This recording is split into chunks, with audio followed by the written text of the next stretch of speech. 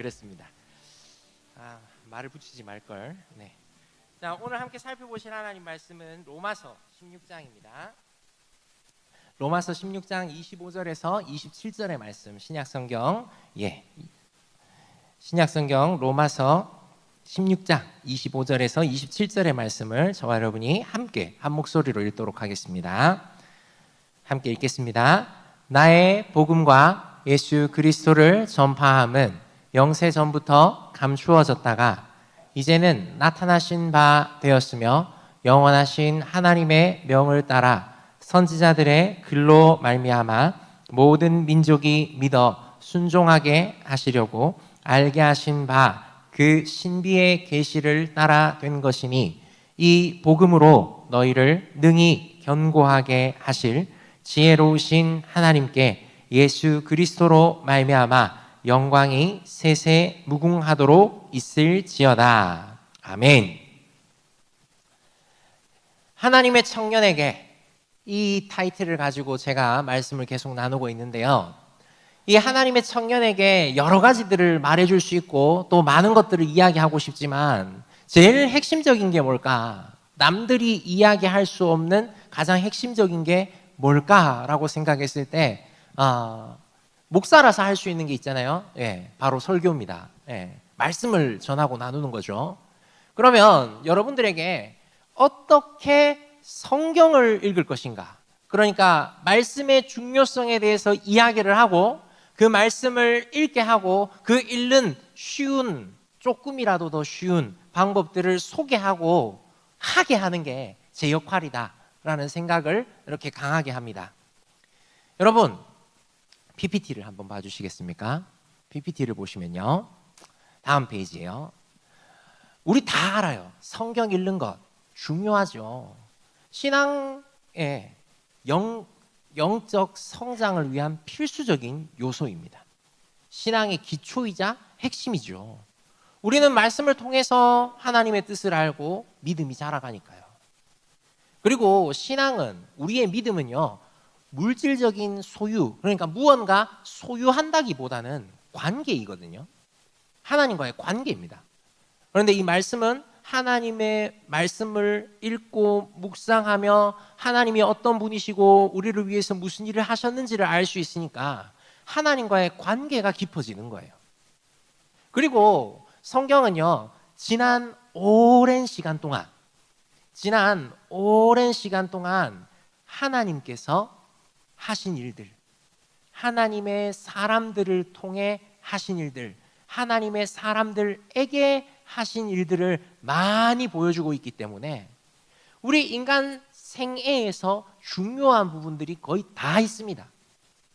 그러다 보니까 이 하나님의 사람들에게 풍성하게 보여주는 예시들이 많기 때문에 우리가 하나님 중심의 삶을 사는 데에 길이, 지혜가, 올바른 방향을 얻을 수 있는 게 성경입니다. 그래서 바울은 이렇게 이야기합니다. 모든 성경은 하나님의 감동으로 된 것으로 교훈과 책망과 바르게 함과 의로 교육하기에 유익하니 이는 하나님의 사람으로 온전하게 하며 모든 선한 일을 행할 능력을 갖추게 하려 함이라. 그러면 여러분, 이렇게 좋은 말씀, 이렇게 귀한 성경, 그럼 어떻게 읽어야 할까요? 손쉽게 생각하면 이렇게 이야기할 수 있습니다. 자, 일단 여러분 기도로 시작하십시오. 자, 그리고 여러분 마음의 준비를 좀 하세요. 그리고 환경도 중요합니다. 등받이 있는 의자에 딱 해서 그 다음에 독서대 딱 놓고 그 다음에 그 스탠드 조명으로 해가지고 딱 집중할 수 있게, 뭐 이런 얘기들은 다른 데서도 다 들으실 수 있겠죠.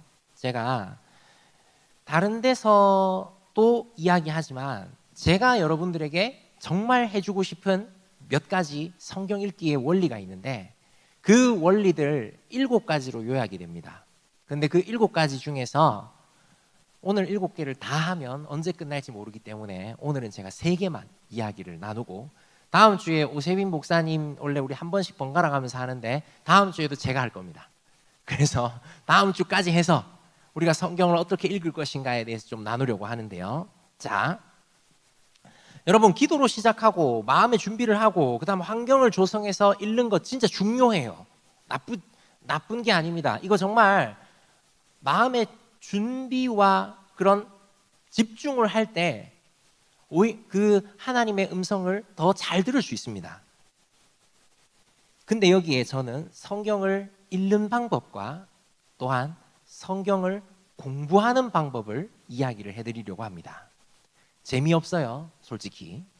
그래서 걱정은 좀 되지만 여러분, 제가 여러분들이 배고플 때마다 그냥 물고기를 주면 여러분들은 배고플 때 그냥 그 물고기를 받아 먹는 정도, 혹은 배가 고프면 누군가에게 물고기를 달라고 해야 되는 그런 상황이 됩니다.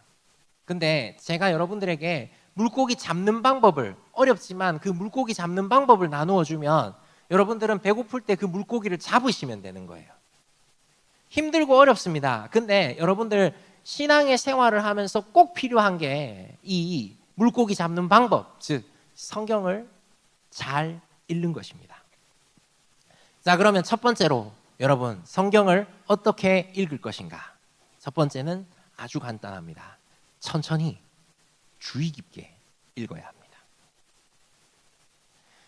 여러분, 요즘 시대는요 엄청 빠릅니다. 동영상도요 5분 넘어가면 잘 안 보잖아요. 5분이 뭐야? 여러분, 쇼츠 1분짜리 이것만 보시지 않습니까? 쇼츠 몇 개 파도 타고 이렇게 보다 보면 시간이 언제 지나갔는지 모르겠는데 짧고 강렬해야 우리 머릿속에 들어온다고 생각합니다. 빠르게 지나가는 시대에 빠르게 우리가 읽어야 되고 빠르게 정보를 얻어야 될 것 같습니다. 근데 여러분, 빠른 것,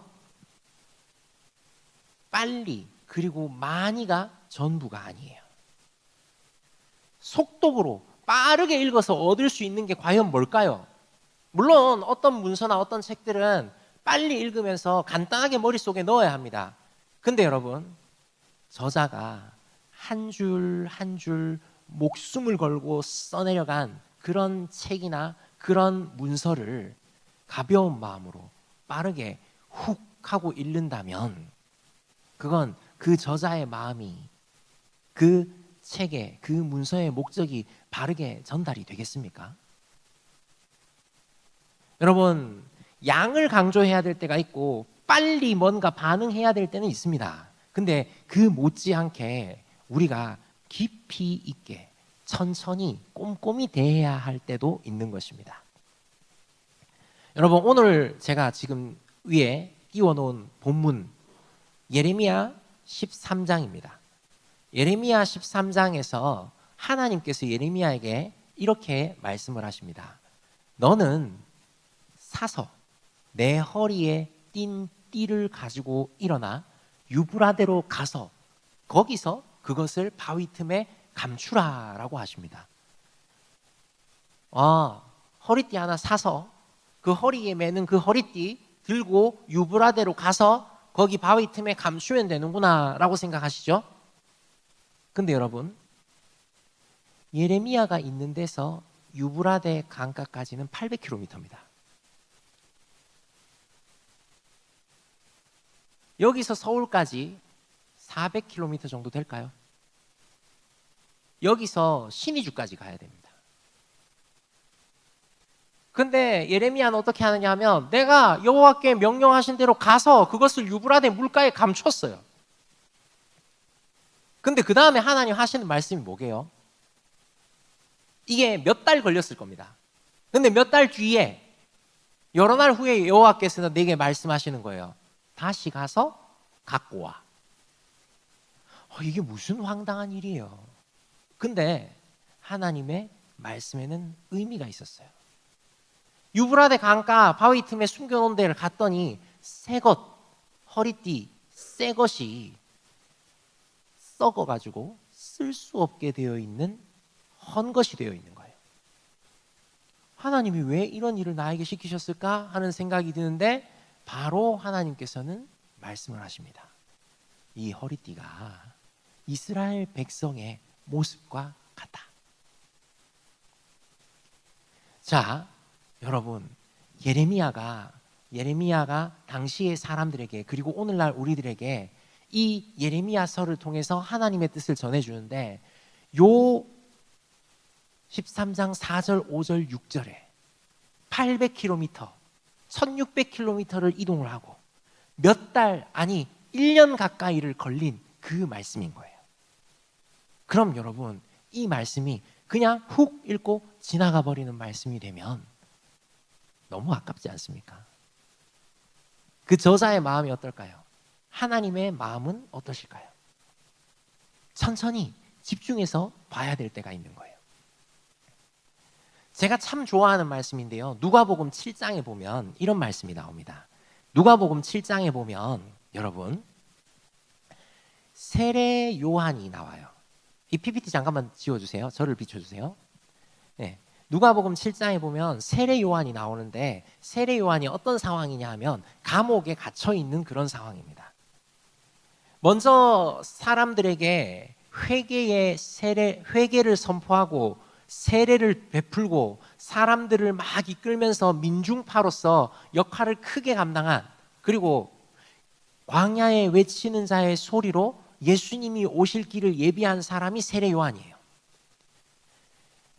엄마 뱃속에 있을 때부터 성령에 충만했어요. 예수님에 대해서 너무 잘 아는 사람이죠. 근데 그 사람이 그 통치자에게 바른 말 했다가 감옥에 갇히게 된 거예요. 앞날을 알 수가 없어. 근데 그 감옥에서 자기 제자들을 통해서 듣는 예수님의 소식은 뭐냐 하면 예수님이 가르치시더라, 예수님이 고치시더라, 놀라운 일들을 행하시더라 하면서 예수님의 그 소식을 듣는 거예요. 그러니까 세례 요한이 어떻게 하냐 하면 자기 제자들을 보내가지고 예수님께 보내가지고 이렇게 이야기합니다. 세례 요한이 우리를 보내서 당신께 여쭈어 보라고 하기를 오실 그이가 당신이오니까 우리가 다른 일을 기다릴까. 이게 누가복음 7장 20절인데요.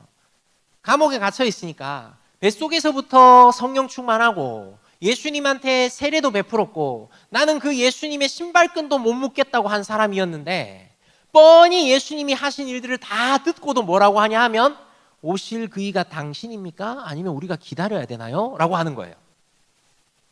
이거는 단순한 질문이 아니에요. 예수님이 메시아고 예수님이 구원자라면 내가 그 예수님이 오실 길을 예비하고 내가 당신한테 세례도 줬는데 왜 나를 이 감옥에 그대로 처박아 두시나요? 이건 거예요.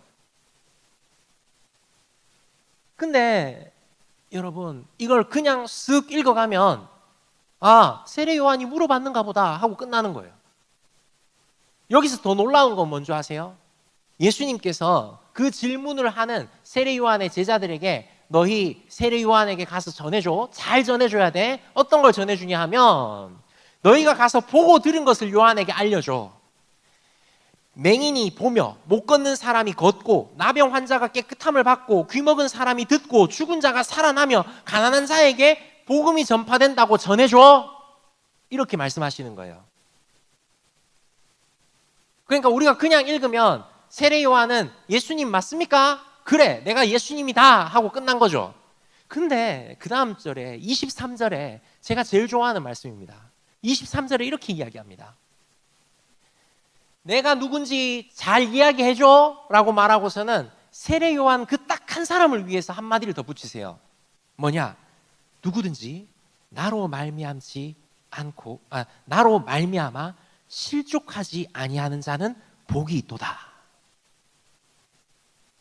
이거는 여기 있는 사람들이나 예수님의 직접 말을 듣는 세례 요한의 제자들이나 예수님의 제자들에게 하신 말씀이 아니에요. 이거는요, 감옥에서 예수님에 대한 믿음이 흔들리고 마음이 흔들려서 고통 중에 있는 세례 요한에게 말씀하시는 거예요. 나 메시아 맞아. 근데 있잖아, 너 내로 말미암아서 실족하지 않으면 복이 있단다. 나에 대한 그 믿음을 잃지 말아라 라고 하는 그 당부인 거예요. 근데 이걸 그냥 예수님이 하신 말씀이다 하고 빨간색 글자니까 그냥 쭉 읽어 나가면 이 행간에 감추어진 하나님의 마음, 예수님의 마음을 놓쳐버리게 된다는 거죠. 여러분, 그래서 성경은요, 주의 깊게 천천히 읽어야 돼요.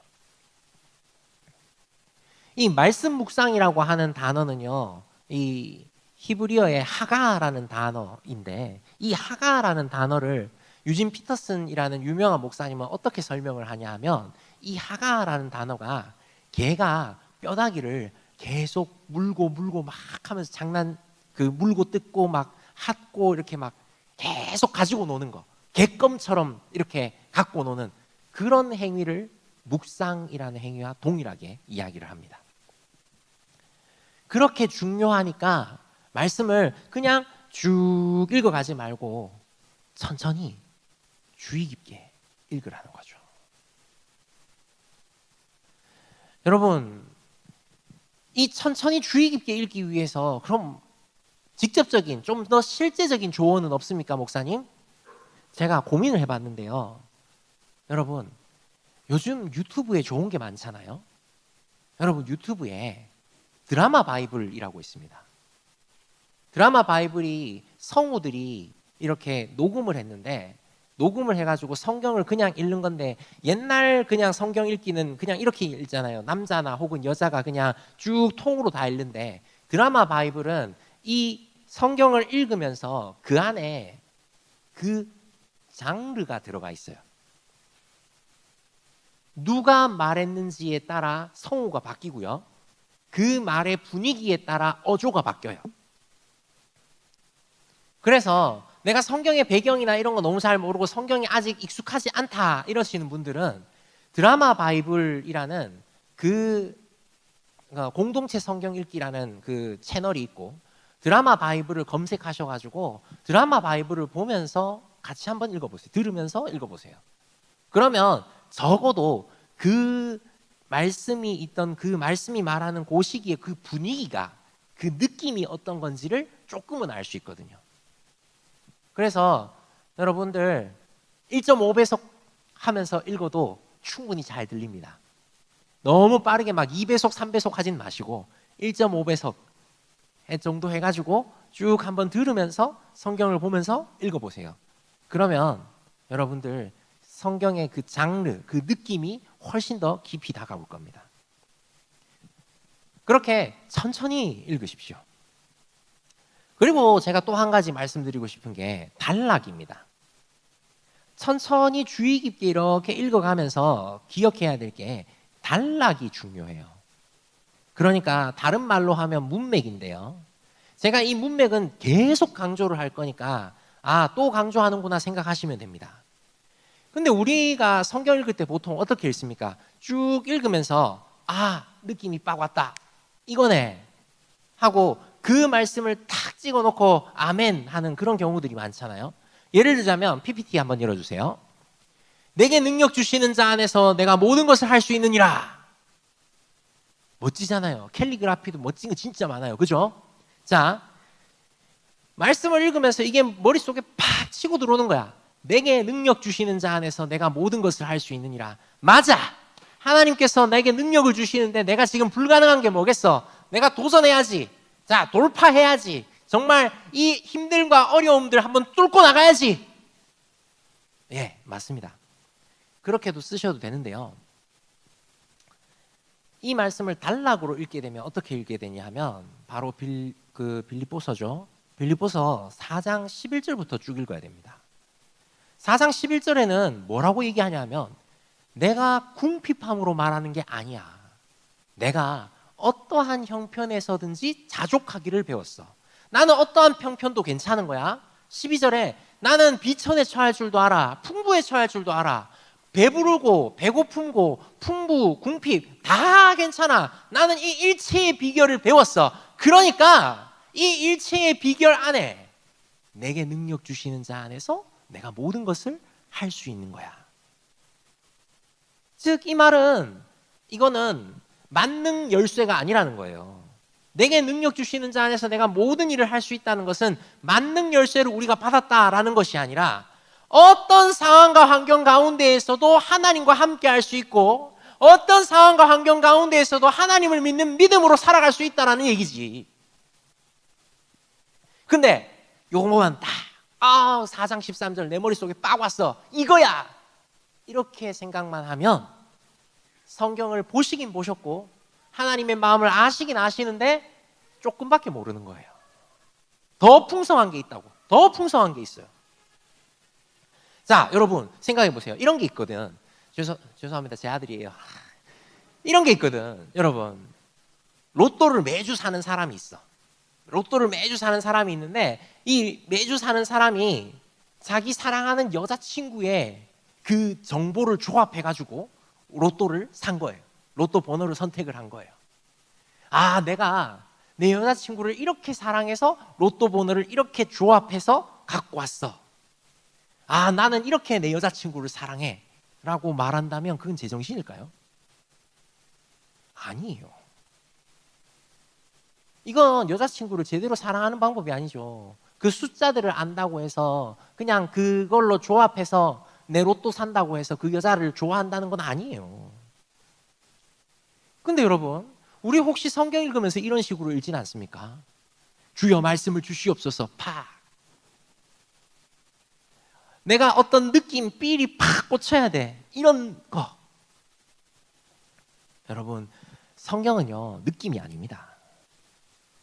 사랑하는 여자친구가 편지를 줬다고 생각해 보십시오. 그 풍성한 느낌이 다 들어있죠.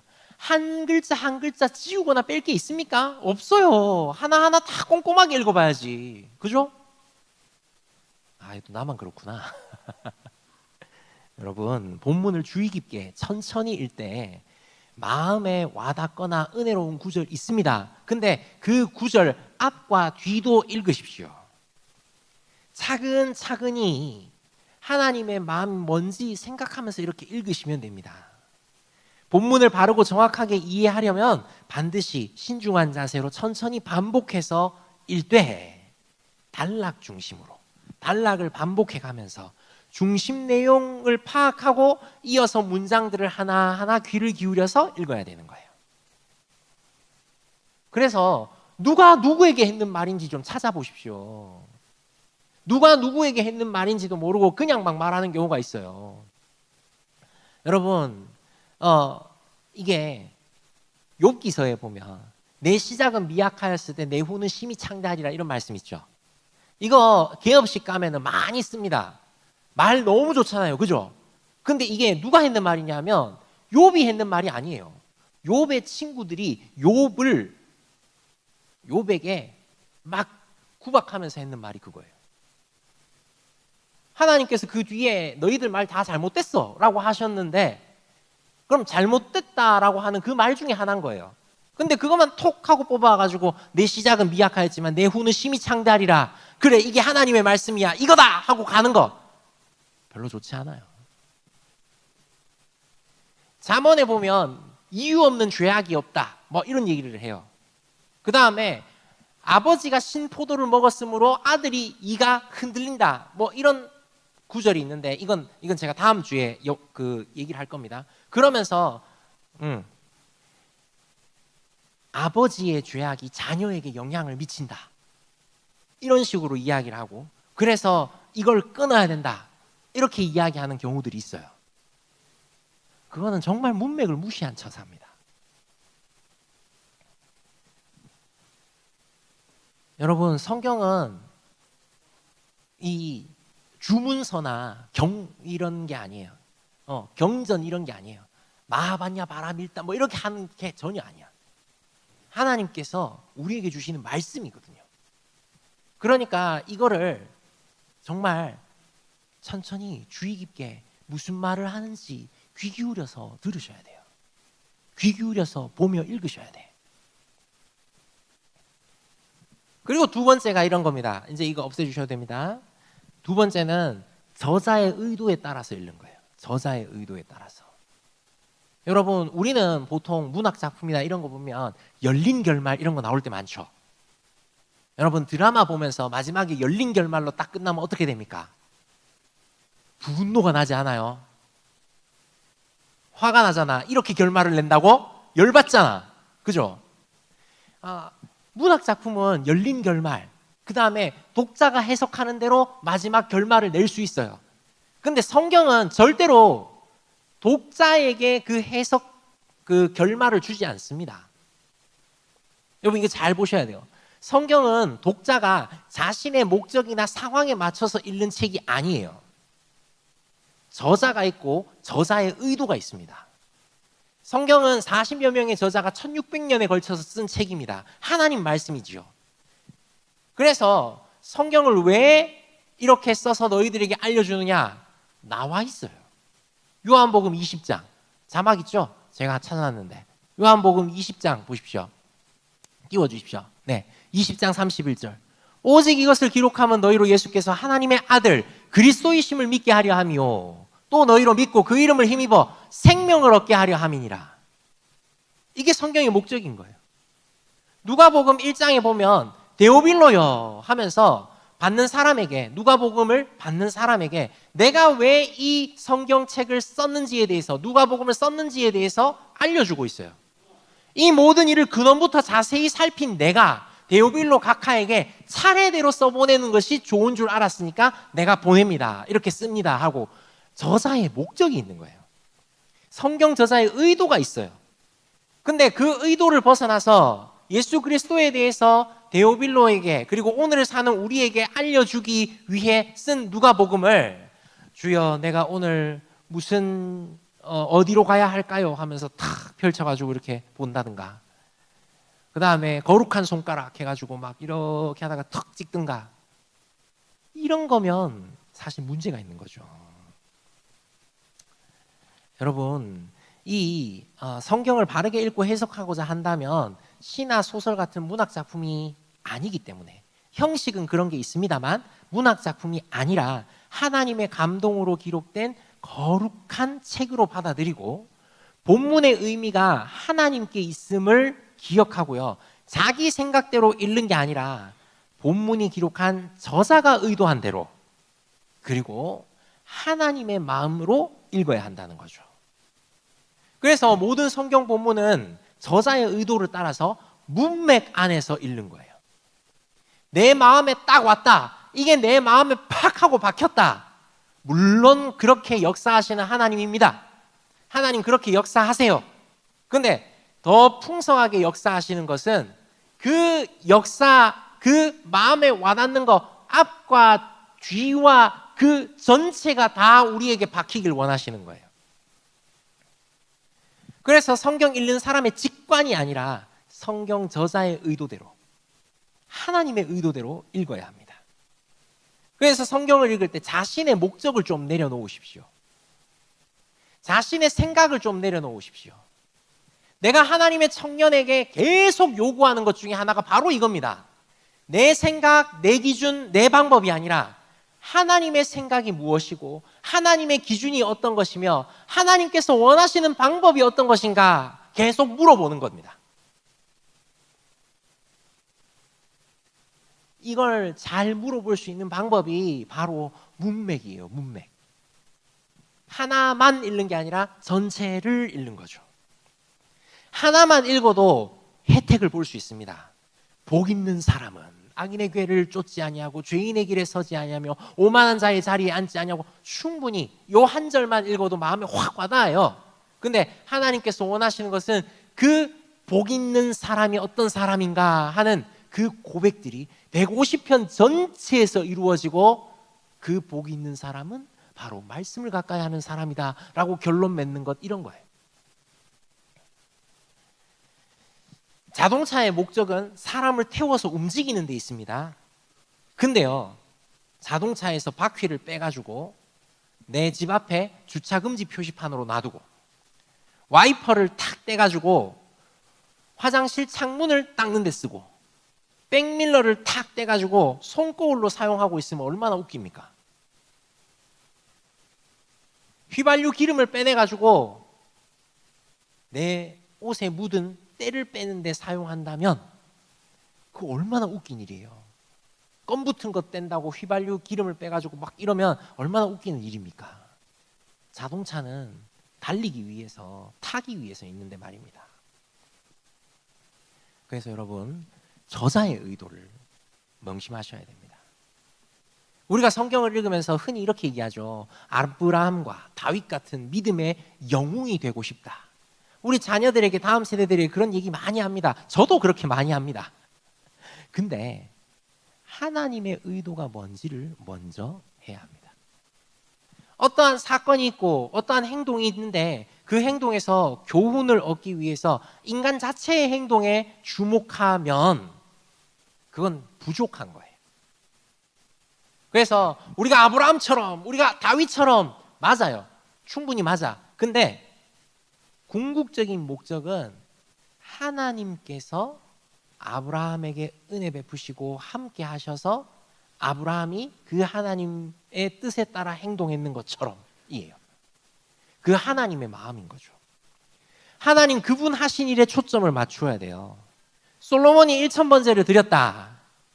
그러니까 우리도 그 모범을 따라서 1000번제를 드리자. 이게 아니라 1000번제뿐만 아니라 솔로몬은 3000번제도 드리고 5000번제도 드리고 헤아릴 수 없을 만큼 많이 드렸어요.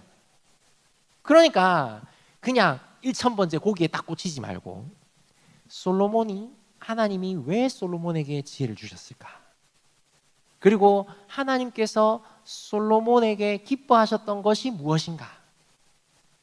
하나님께서 솔로몬에게 기뻐하셨던 그것을 내가 바라고 원하며 찾고 구하고 실천하는 것, 이게 필요한 거죠. 이게.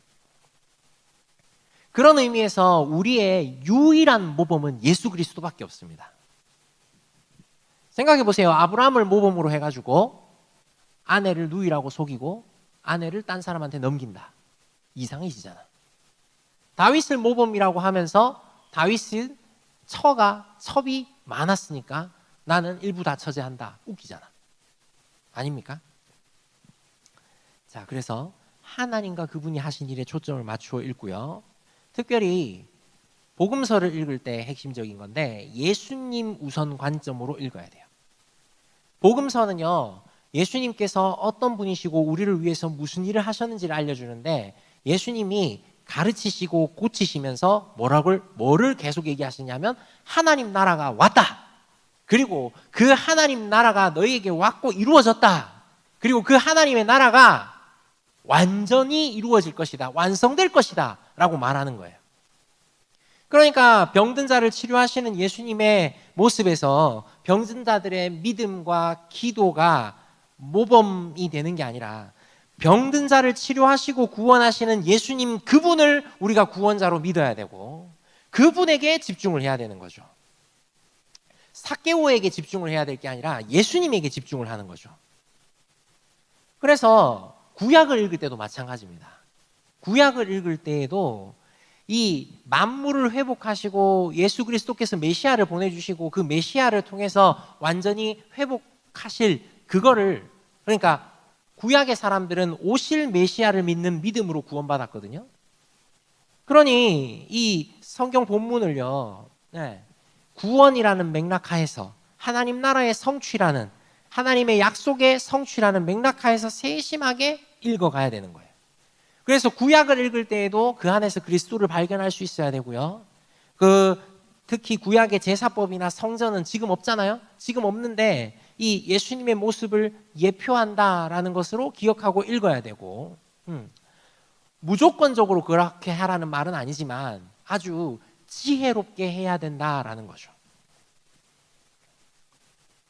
성경은 이게 근본적으로 사람의 책이 아닙니다. 하나님에 관한 책이지요.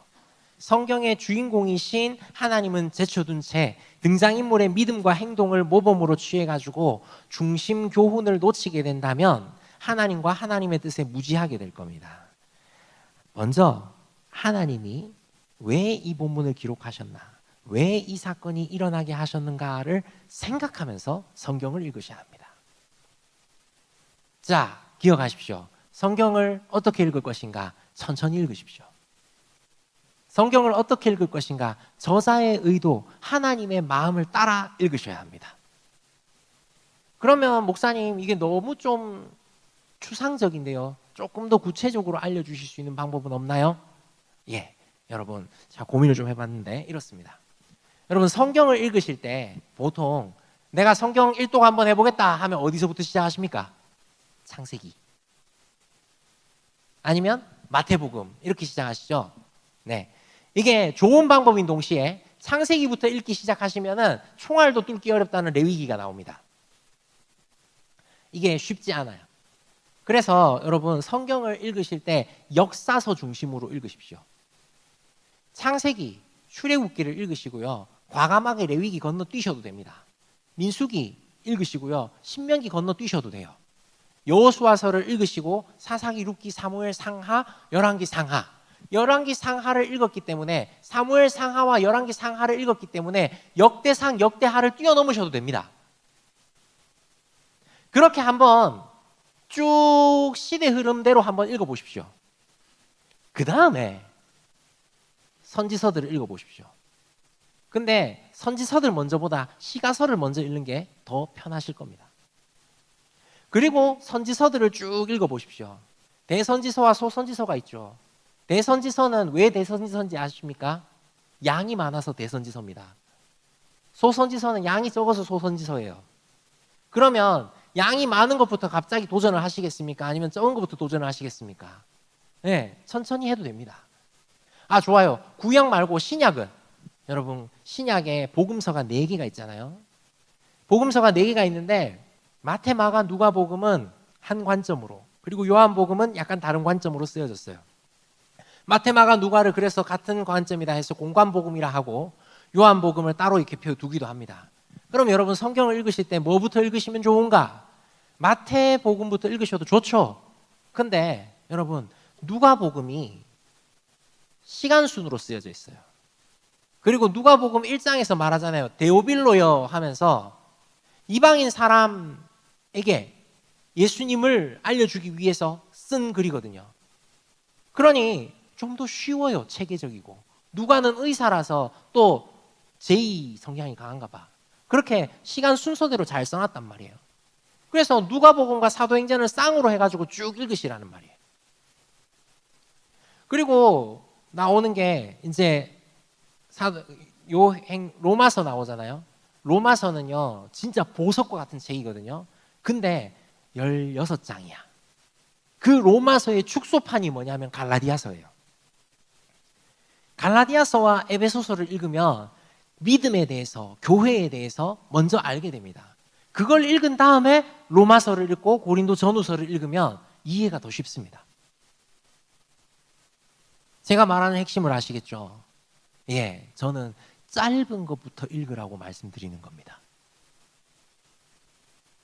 그리고 서신서 같은 경우에는요, 여러분 편지를 받았을 때 편지를 오늘은 앞에 한 장만 읽고 내일 그 다음 장을 읽고 그 다음 날 그 다음 장을 읽어야지 이렇게 하십니까? 아니면 편지를 받고 그 편지를 그냥 쭉 다 읽어 가십니까? 쭉 다 읽지 않아요.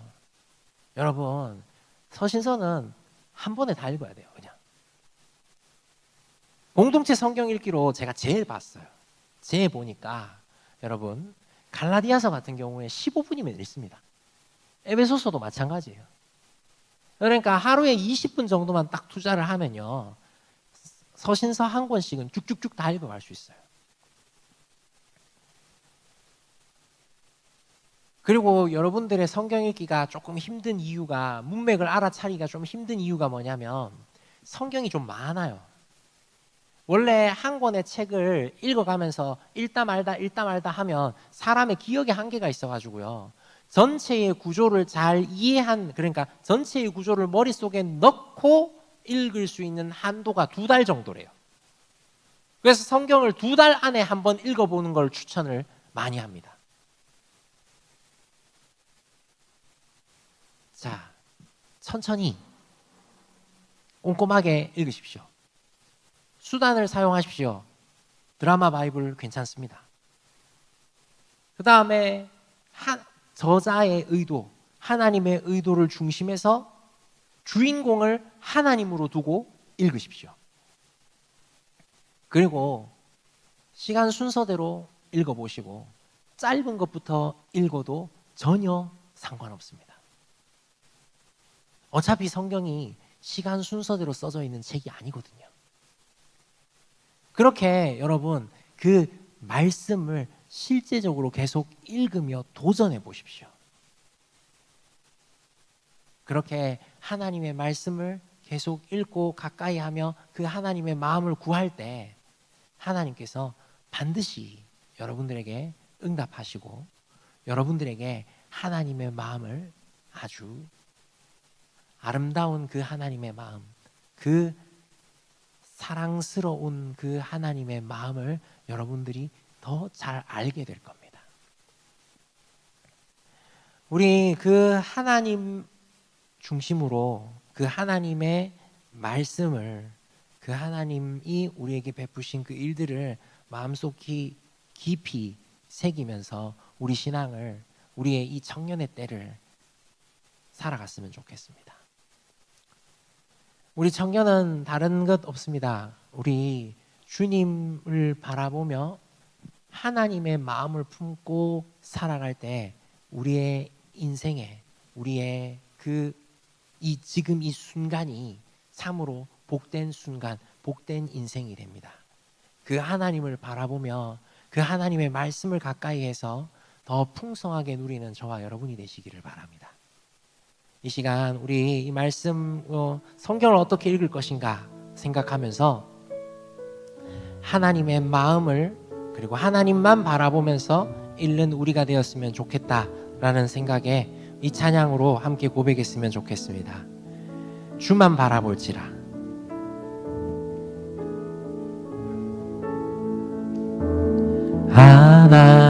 하나님의 사랑을 사모하는 자, 하나님의 평안을 바라보는 자, 너의 모든 것 창조하신 우리 주님이 너를 얼마나 사랑하시는지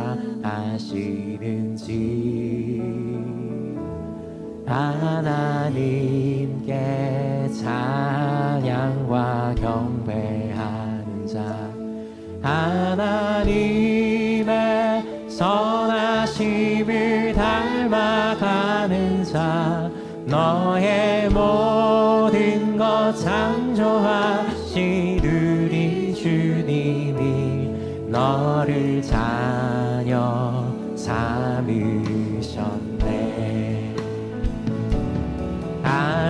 하나님 사랑의 눈으로 너를 어느 때나 바라보시고 하나님인 자 한 귀로서 언제나 너에게 기울이시니 어두움에 밝은 빛을 비춰주시고 너의 작은 신음에도 응답하시니 너는 어느 곳에 있든지 주를 향하고 주만 바라보지라.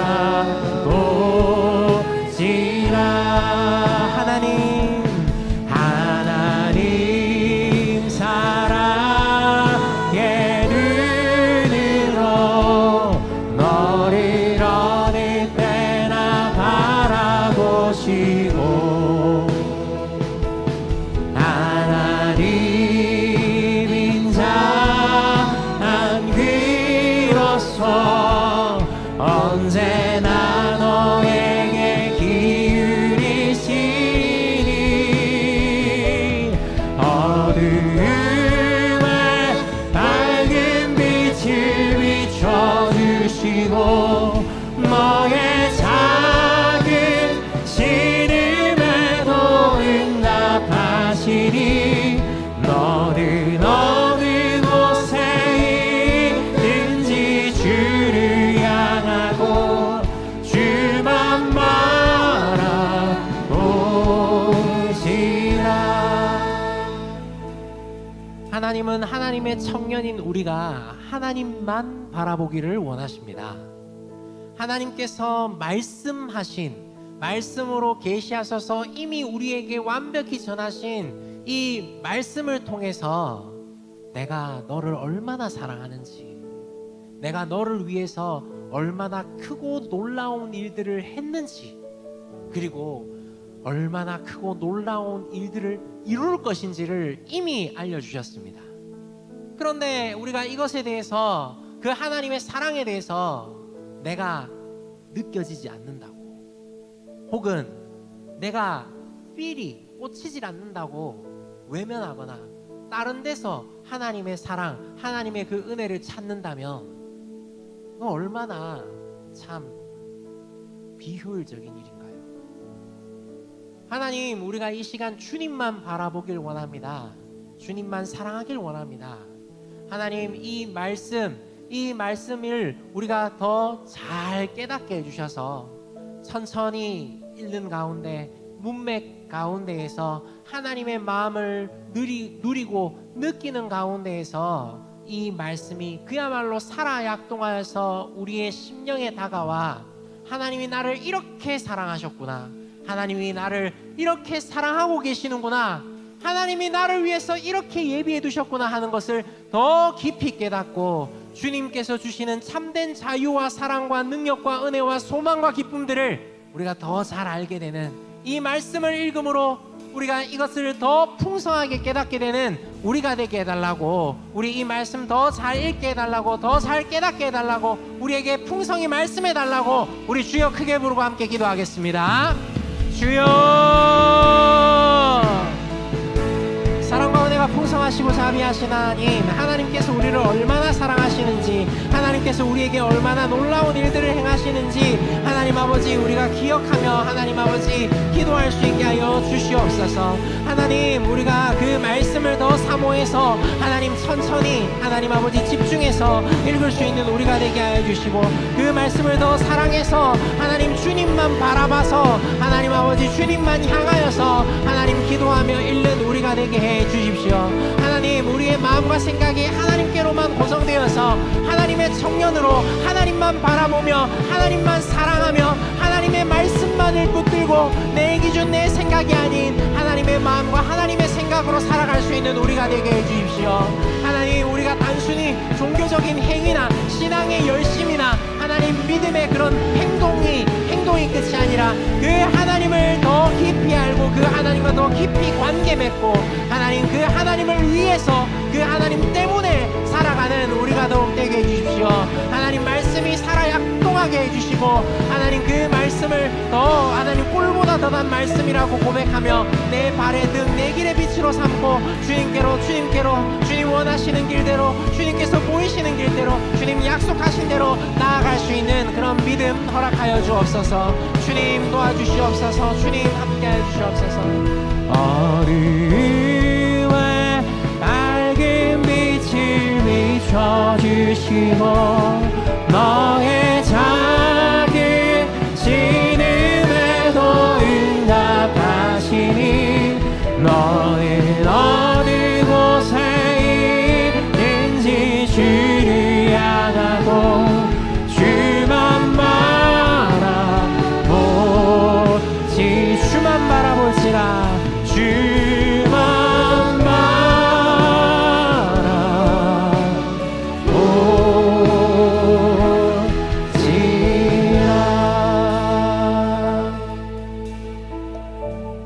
주님, 우리에게 말씀하시고 그 말씀을 통해서 우리가 그 하나님을 알고 우리를 알고 우리의 죄악에서 우리의 어둠에서 벗어나 그 주님께로 갈 수 있음에 감사하며 그 사랑 더 깊이 깨닫기를 원하오니, 주님, 성령 하나님께서 우리 가운데 충만하게 역사해 주셔서 이 말씀 더 잘 깨닫게 해 주십시오. 천천히 주의 깊게 읽음으로 말미암아 하나님이 우리를 얼마나 사랑하신지를 그 행간에서 느낄 수 있게 해주시고, 문맥 안에서 읽음으로 말미암아 오독하지 않고 바르게 읽고 바르게 그 하나님의 마음을 깨달아서 풍성한 하나님을 자랑하고 사랑하고 그 하나님께 영광 돌리게 해주십시오. 그 하나님의 마음을 깨달음으로 말미암아 하나님께서 원하시고 기뻐하시는 뜻이 무엇인지 분별하여 하나님을 위해 살아가는 우리 하나님의 청년들, 우리 야긴 보아스 더욱 되게 해주십시오. 주님께서 베풀어 주실 은혜를 기대하며 예수님 이름으로 기도드렸습니다. 아멘. 우리 이 시간에 우리 준비한 예물을 하나님께 드리겠습니다.